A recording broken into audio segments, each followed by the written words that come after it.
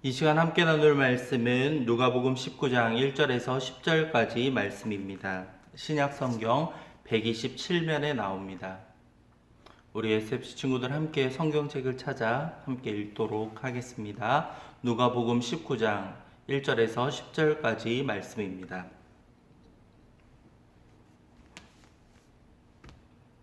한 절씩 쭉 함께 읽도록 하겠습니다. 누가복음 19장입니다. 다 찾았죠? 읽겠습니다.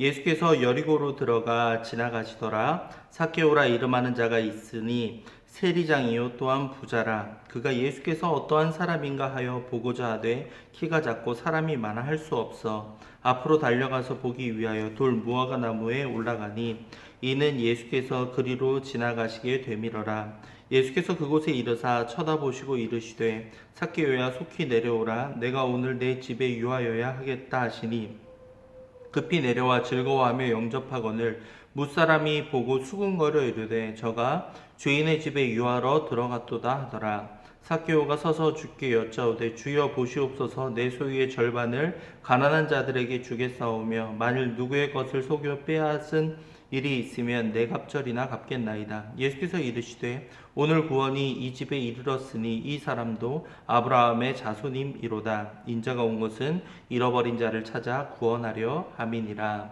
아멘. 예수님이 오신 이유라는 제목으로 함께 말씀을 나누겠습니다. 오늘 말씀에 등장하는 인물은 단순합니다. 예수님, 그리고 세리장이자 부자였던 삭개오, 그리고 이 둘을 바라보며 수군거리는 사람들, 이렇게 구성되어 있죠.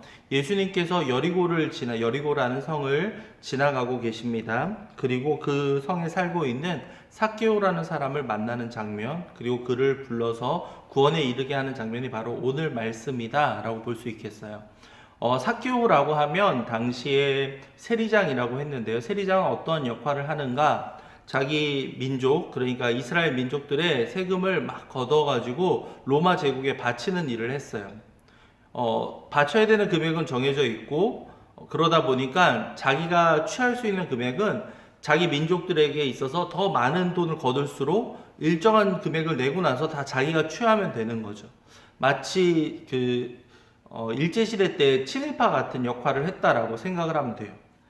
사람들이 수군거렸던 장면 기억하시죠? 7절을 보면 죄인의 집에 유하러 간다라고 사람들이 수군거렸죠.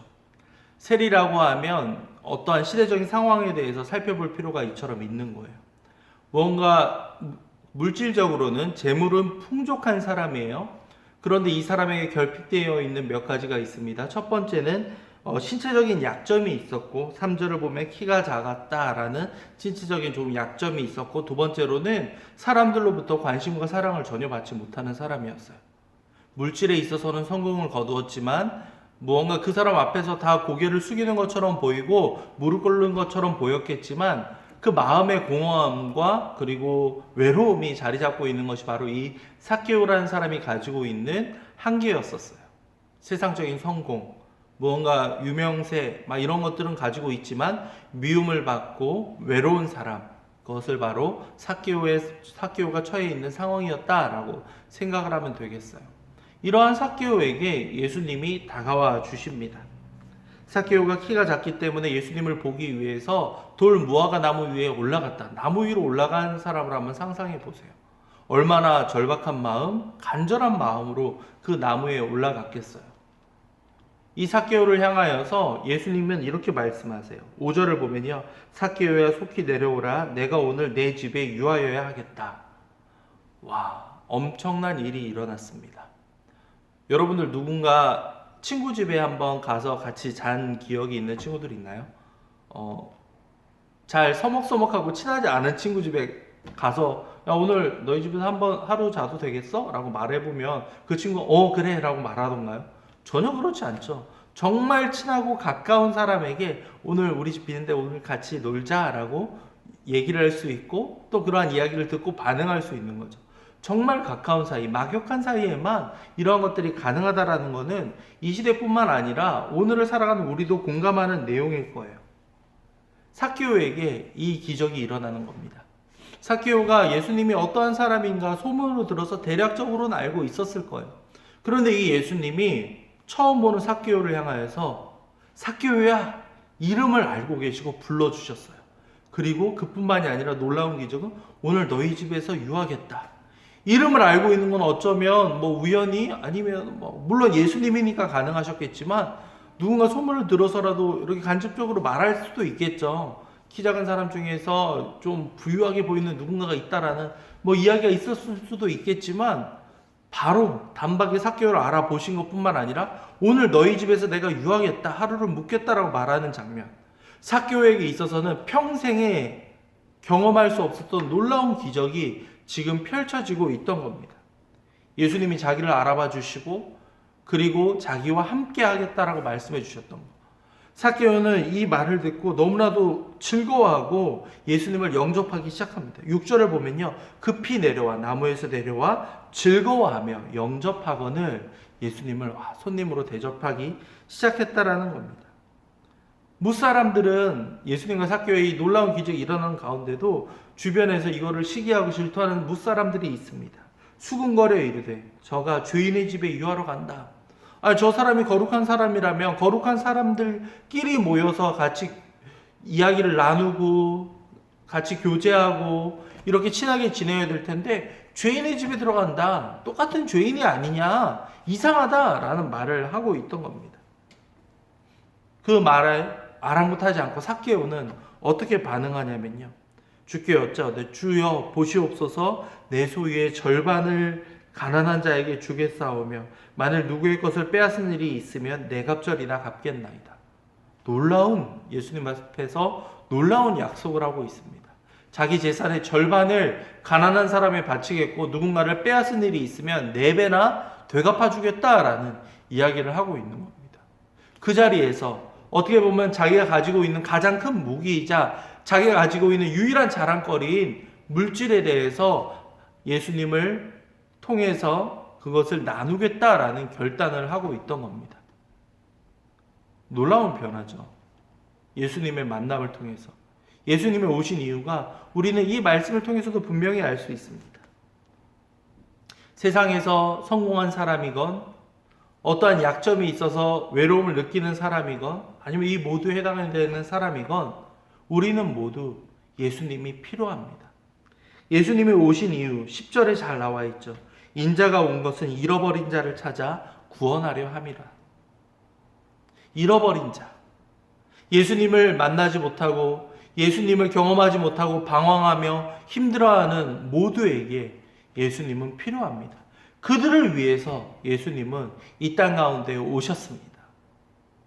부유했던 삭개오, 약점이 있던 삭개오 뿐만 아니라 그 모습을 바라보면서도 수군거리는 무사람까지 모든 일을 위해서 예수님은 이 땅 가운데 오셨습니다. 잃어버린 자, 하나님을 만나지 못하고 방황하며 힘들어하며 세상의 즐거움을 쫓아서 정말 공허한 삶을 살아가고 있는 모두에게 우리 예수님은 다 필요합니다.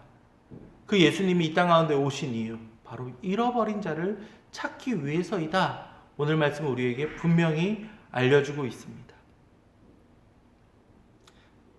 지난 말씀에서도 몇 주 전에 나눴던 말씀에도 잃은 양 한 마리를 찾기 위해서 간절히 그 99마리 양을 두고도 한 마리를 찾기 위해 길을 떠나는 목자의 모습 한번 상상해 보셨었죠?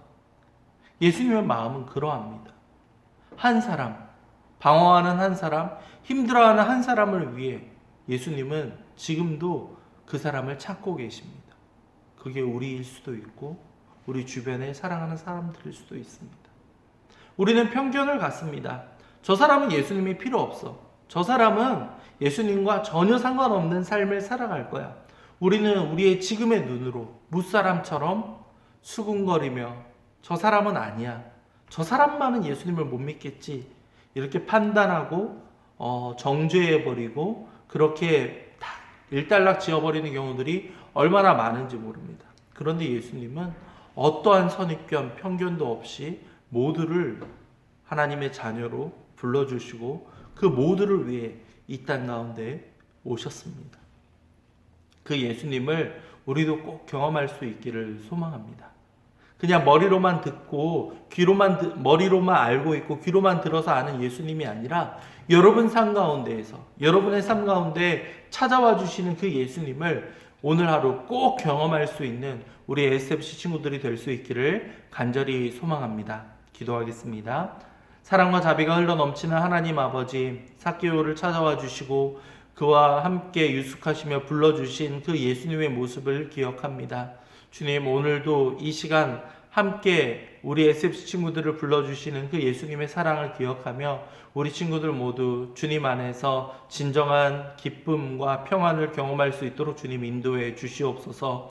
여러 가지 분주하고 쫓기는 마음들 왜 없겠습니까? 우리 친구들 마음 가운데 지금 찾아와 주시고 그들의 마음을 움직여 주셔서 오직 예수님만이 우리의 문제와 우리의 상황을 다 아시고 우리를 해결해 줄 수 있다라는 사실을 기억할 수 있도록 그분을 찾아 그분을 만날 수 있도록 주님 인도해 주시옵소서. 감사합니다. 이 모든 말씀 주 예수 그리스도의 이름으로 기도하였습니다.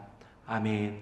하나님의 복을 받습니다. 주 예수 그리스도의 은혜와 하나님의 사랑과 성령의 교통하심이 예수님이 이 땅 가운데 오신 이유를 분명히 기억하며 그분과 함께하기 원하는 모든 SFC 친구들 위해 지금부터 영원까지 함께 있을지어다. 아멘. 예, 오늘 예배를 마칩니다. 오늘은 특별히 우리 예음교회를 섬길 직원을 뽑는 시간입니다. 지난 주간에 담임 목사님과 여러 가지 이야기를 하다가 우리 SFC 친구들 같은 경우에는 후보들이 누가 누구인지 잘 알지 못하고 그리고 또 예배를 통해서 그분들과 만나기 좀 힘든 상황들 때문에 투표는 좀 어렵지 않을까라는 이야기를 해주셨어요. 여러 가지 상황들이 있으리라 생각을 하고요. 물론 세례와 입교를 받은 친구들은 투표할 자격은 있습니다. 하지만 여러분들 무조건 와서 투표를 하기에는 조금 여러 가지 정보나 상황들이 어렵지 않은가라는 생각이 들어서 여러분들 되도록이면 그냥 이 선거가 잘 마무리될 수 있도록 기도해 주시고요.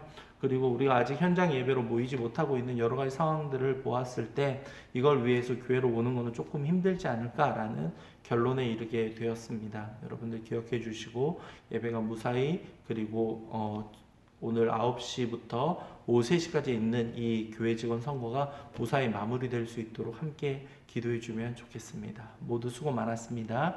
오늘 예배를 마치겠습니다.